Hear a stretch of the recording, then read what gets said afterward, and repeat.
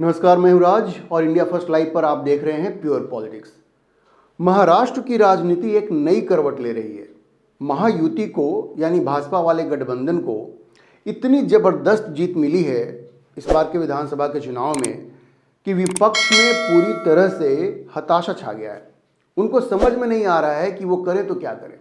पूरी तरह से अफरा तफरी मची है और उसकी वजह से महाराष्ट्र में नए समीकरण तेजी से बनते हुए दिख रहे हैं।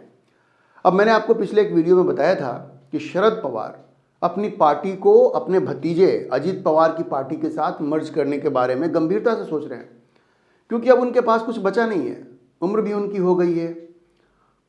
अब वो तो एक खबर थी ही, अब उससे भी एक बड़ी खबर आ रही है और वो खबर ये है कि उद्धव ठाकरे की शिवसेना भी पलटी मार सकती है। शरद पवार तो प्लान कर ही रहे हैं, क्योंकि उनके सामने अब कोई रास्ता नहीं है। यही स्थिति उद्धव ठाकरे की भी होती जा रही है, ऐसा दिख रहा है। ये शिवसेना भी एमवीए से महाविकास अघाड़ी से बाहर निकल सकती है और नरेंद्र मोदी के साथ हाथ मिला सकती है। अब कुछ समय पहले तक ऐसा सोचा नहीं जा सकता था, लेकिन अब धीरे धीरे चीज़ें उसी दिशा में जाती हुई दिख रही हैं। उद्धव ठाकरे के साथ भी शरद पवार वाला ही हाल है। वो हार से स्तब्ध हैं।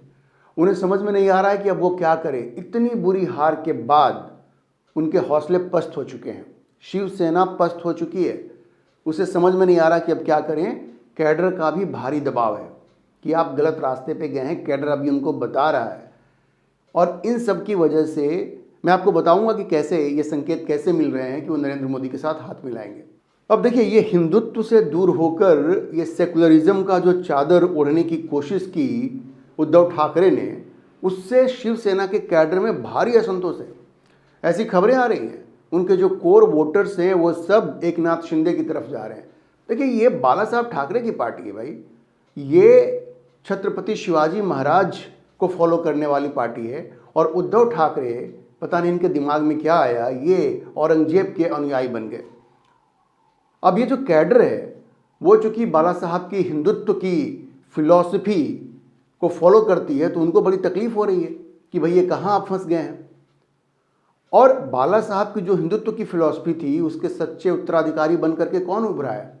वो एकनाथ शिंदे उभरे हैं। हिंदुत्व तो उनकी पहचान बन गई है और अब उनके पास पावर भी है। वो मुख्यमंत्री भी रहे, अब वो डेप्यूटी चीफ मिनिस्टर हैं और उनकी जो ये जो कॉम्बिनेशन है बीजेपी के साथ, वो आइडियोलॉजी के लिहाज से परफेक्ट है।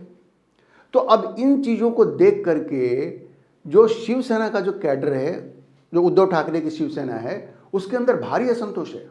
उनको लगता है कि भाई हम लोग रास्ते से भटक गए हैं। जब सेकुलरिज्म की आप बात करते हैं, मुस्लिम एम्पावरमेंट की बात करते हैं, उनको स्पेशल प्रिविलेजेस की बात करते हैं, तो महाराष्ट्र में दो धारा है, एक छत्रपति शिवाजी की और दूसरे औरंगजेब की। तो ये जो बार बार देवेंद्र फडणवीस कहते हैं कि ये औरंगजेब की पॉलिसी जो है या औरंगजेब को फॉलो करने की जो पॉलिसी है वो महाराष्ट्र में नहीं चलेगी, तो अब इसको लेकर के शिवसेना के अंदर भी एक विद्रोह की स्थिति बनती जा रही है, जैसी खबरें आ रही हैं। उद्धव को शायद ऐसा लग रहा है कि उनके सामने इन्हीं सारी वजहों से, कैडर में जो असंतोष है उसकी वजह से और चुनाव में जो उनका हश्र हुआ उसकी वजह से, उनको ऐसा लग रहा है कि उनके सामने अब पलटी मारकर वापस नरेंद्र मोदी से हाथ मिलाने के अलावा कोई चारा नहीं है। और इसके लिए उन्हें क्या करना पड़ेगा? सबसे पहले उन्हें स्थानीय स्तर पर यानी महाराष्ट्र के स्तर पर उन्होंने जो अपने रिश्ते बिगाड़ लिए देवेंद्र फडणवीस के साथ, उनको ठीक करना पड़ेगा। भाई, नरेंद्र मोदी के साथ वो रिश्ते अगर सुधारना चाहते हैं तो उनको अपने रिश्ते देवेंद्र फडणवीस के साथ भी सुधारने पड़ेंगे। ये बात उनको समझ में आ गई है और अब उन्होंने ये काम शुरू कर दिया है। अब देखिए, इसका पहला संकेत तब मिला जब करीब 2 सप्ताह पहले दिसंबर में उद्धव ठाकरे जाकर के मिलते हैं देवेंद्र फडणवीस से। कहाँ? विधानसभा में। अब सोचिए, ये कभी पहले मिलने के लिए तैयार नहीं थे, लेकिन अब जाकर के मिलते हैं, कहते हैं जी ये तो चीफ मिनिस्टर हैं, हम मिलेंगे, मिल के साथ में काम करेंगे। अब ये जो भाईचारा, ये पहले तो कभी देखने को नहीं मिला। लेकिन जब कैडर की तरफ से दबाव आ रहा है, तो अब धीरे धीरे वो देवेंद्र फडणवीस के साथ अपने रिश्तों को ठीक करने की कोशिश कर रहे हैं, क्योंकि जब तक देवेंद्र फडणवीस से स्थानीय स्तर पर उनके रिश्ते ठीक नहीं होंगे, नरेंद्र मोदी के साथ रिश्ते कैसे सामान्य होंगे। और रिश्ते सुधारने की एक और कोशिश अभी अभी हुई है। सामना ने एक एडिटोरियल पब्लिश किया है जो शिवसेना का जो मुखपत्र है, और उसमें देवेंद्र फडणवीस की खुल के तारीफ की गई है। देवेंद्र फडणवीस को देव भाव कहा गया है और प्रशंसा किस बात की गई है कि नए साल पर देवेंद्र फडणवीस गढ़चिरौली गए और वहाँ पर उन्होंने विकास की कई योजनाएं वहाँ पे लागू की। इसके लिए भूरी भूरी प्रशंसा हुई है सामना में। अब सोचिए, ये प्रशंसा तो कुछ आपको गले उतर रही है। ये जो हमेशा देवेंद्र फडणवीस को गाली देने वाले लोग ये कैसे प्रशंसा कर रहे हैं? क्योंकि अब उनके अंदर परिवर्तन हो रहा है, कैडर का दबाव है, इसलिए अब वो कह रहे हैं कि नहीं जी, देवेंद्र फडणवीस बहुत बढ़िया काम कर रहे हैं। एक ऐसा एरिया जो नक्सल प्रभावित एरिया था, वहाँ जाकर के वो विकास की गंगा बहाना चाह रहे हैं, बड़ी अच्छी बात है। और जब देवेंद्र फडणवीस गढ़चिरौली गए तो वहाँ पे 11 नक्सलियों ने सरेंडर किया उनके सामने बुधवार को, और इस पे भी जो संजय राउत हैं जो उसके संपादक हैं, उन्होंने बड़ी भूरी भूरी प्रशंसा की है। उन्होंने कहा कि ये बहुत बढ़िया हुआ है कि वहाँ पे अब संविधान को स्वीकार किया जा रहा है। अब समझ रहे हैं आप, ये कोशिश है शिवसेना की, उद्धव ठाकरे की शिवसेना की, देवेंद्र फडणवीस के साथ रिश्तों को सुधारने की। मैंने आपको पहले ही बताया कि शरद पवार तो ऑलमोस्ट उन्होंने मन बना लिया है। अब ये कब होगा ये कहना मुश्किल है, क्योंकि शरद पवार बड़े ही मंजे हुए नेता हैं। वो अगर मर्जर करेंगे भी तो अपनी शर्तों पे करेंगे, गिव एंड टेक होगा, बार्गेनिंग होगी, वो सब अभी चल रहा है। तो कब होगा कहना मुश्किल है, लेकिन अब उनके सामने कोई रास्ता भी नहीं है। और देखिए कैसे बोल बदलते हैं। ये देवेंद्र फडणवीस की तारीफ सिर्फ उद्धव ठाकरे ने नहीं की है, शरद पवार की जो सुपुत्री हैं सुप्रिया सुले, उन्होंने भी किया है। उन्होंने कहा कि ये बहुत बढ़िया काम हुआ है और ऐसा लग रहा है कि फडणवीस जी वाकई लोगों के लिए काम कर रहे हैं। अब ऐसे उन्होंने कहा कि बाकी मिनिस्टर तो जो हैं वो कभी कभी चार्ज ले रहे हैं, नहीं ले रहे हैं, लेकिन वो पहले दिन से ही काम कर रहे हैं। मतलब भूरी भूरी प्रशंसा की है उन्होंने। तो आप समझ सकते हैं कि शरद पवार की पार्टी और उद्धव ठाकरे की पार्टी, दोनों के पास अब कोई चारा नहीं बचा है।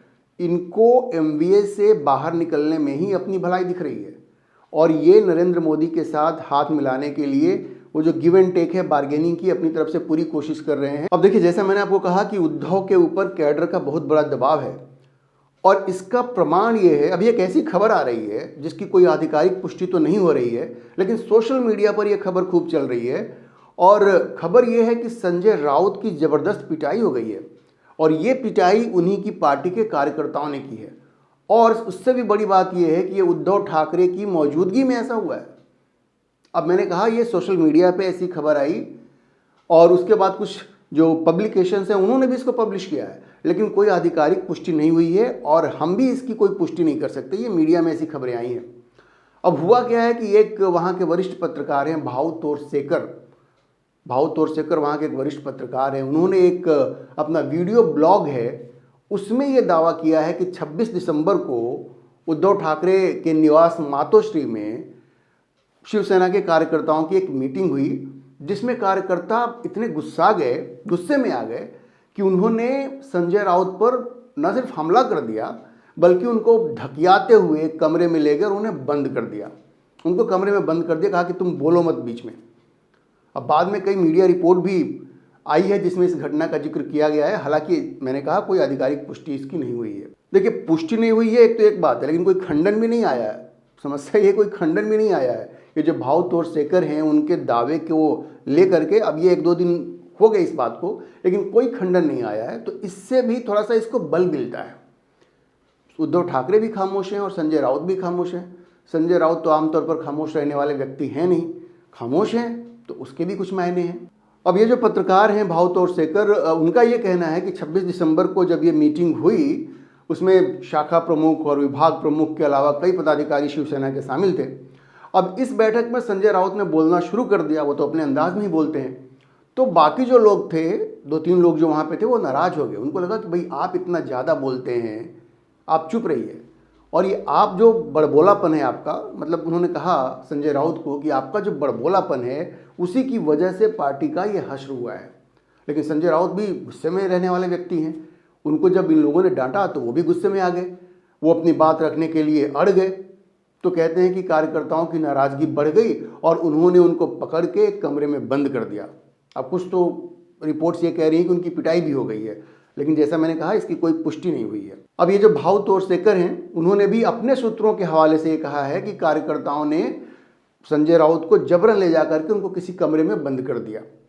ठीक है, और ये सब कुछ जो हुआ, इसके दौरान उद्धव ठाकरे वहीं मौजूद थे और उन्होंने कार्यकर्ताओं को रोका भी नहीं। मतलब संजय राउत के साथ इस तरह का सुलूक हो गया और उद्धव ठाकरे ने उनको नहीं रोका। मतलब कहीं ना कहीं उनको ऐसा लगा कि भाई कार्यकर्ता इतने उत्तेजित हैं कि उनके समझाने से भी शायद नहीं समझेंगे।